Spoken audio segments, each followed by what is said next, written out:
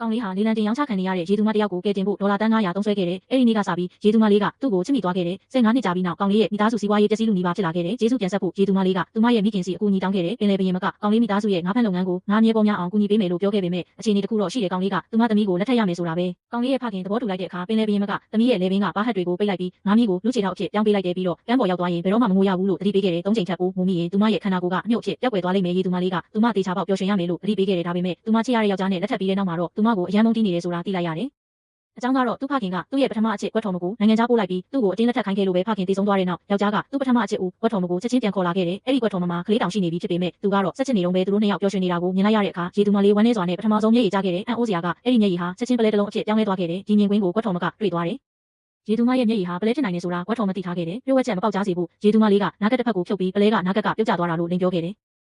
ဒါပေမဲ့အမှန်တရားကိုသိကျင်တဲ့ကွက်ထော်မကယောက်ျားကိုပလဲကိုသူ့မလက်ထဲကနေလူယူခိုင်းလိုက်တဲ့ပလဲရဲ့အရေးသွေးကိုစစ်ဆေးပြီးတဲ့နောက်သူမဟာဒါကရေသူမရဲ့မျက်ရည်ပလဲဆိုတာတေချာသွားခဲ့တဲ့ဒါကြောင့်ပလဲကိုတမင်နှုတ်ပစ်လိုက်ပြီးရေသူမလေးရဲ့မျက်ရည်တွေကတန်ဖိုးမရှိဘူးလို့တောင်းပြောင်ခဲ့တဲ့ဒီစကားကြားလိုက်ရတဲ့ရေသူမလေးရဲ့သမီးကအရန်ဒေါသထွက်ပြီးကွက်ထော်မကိုလူဆိုးမလို့ပြောလိုက်တယ်မထင်မှတ်ပဲယောက်ျားကသမီးနဲ့မိခင်ကိုတုံလောင်ခန်းထဲမှာတော့ခတ်ထားလိုက်တယ်။သူတို့အပေါ်ဒီလောက်အထိရက်ဆက်နိုင်တာကိုမြင်လိုက်ရတော့ရေသူမလေးရဲ့နှလုံးသားကြိုးကြေသွားပြီးဒုတိယအကြိမ်မျက်ရည်ကျခဲ့တဲ့ချက်ချင်းပဲသူမရဲ့ခြေထောက်တွေပေါ်မှာငါးကြေးခွန်တွေပေါ်လာခဲ့တယ်အဲ့ဒီအချိန်မှာကွက်ထော်မကအပြုံးမဲမဲနဲ့ဝင်လာခဲ့တယ်ခြေထောက်ပေါ်ကငါးကြေးခွန်တွေကိုမြင်လိုက်တာနဲ့အရန်စိတ်လှုပ်ရှားသွားခဲ့တဲ့ရေသူမလေးကနင်တကယ်တမ်းဘာတွေလုပ်ချင်နေတာလဲလို့မေးလိုက်တဲ့ကွက်ထော်မကရေသူမအသားစားရင်ထာဝရအသက်ရှင်မယ်ဆိုတဲ့ကောလာဟာလာကိုကြားဘူးလေ။အဲ့ဒါအမှန်ဟုတ်မဟုတ်ကိုယ်တိုင်စမ်းကြည့်ချင်တာလို့ပြောလိုက်တဲ့ရေသူမလေးကိုသိစေချင်တဲ့အတွက်သူမကပြို့ဝှက်ချက်တစ်ခုကိုထုတ်ဖော်ပြောပြလိုက်တယ်။တကယ်တော့အရင်တုန်းကယောက်ျားကိုသူမကိုယ်တိုင်ဆုံးဖြတ်ခဲ့တာဖြစ်ပြီးသူ့ဖခင်စီကနေလမ်းခွဲကြေးဒေါ်လာ9 သန်းတောင်လင်းယူခဲ့တာဖြစ်တဲ့သူမဟာယောက်ျားကိုဘယ်တော့မှမချစ်ခဲ့ဘူးပတ်စံကိုပဲလိုချင်ခဲ့တာဖြစ်တယ်ဒါပေမဲ့ယောက်ျားကတော့အရာအလုံးအတွက်ရေသူမလေးကိုပဲအပြစ်တင်နေခဲ့တယ်သို့တော့မာနာကြီးပြီးအာနာရှင်ဆန်တဲ့အဲ့ဒီကွက်ထော်မကမသိခဲ့တာတခုရှိတယ်။အဲ့ဒီအချိန်မှာပဲယောက်ျားဟာသူတို့ရှိရာစီကိုတဖြည်းဖြည်းရှောက်လာနေပြီဖြစ်တယ်ဘာတွေဆက်ဖြစ်သွားကြမလဲဆက်လက်စောင့်ကြည့်ပေးပါအောင်ရှင်။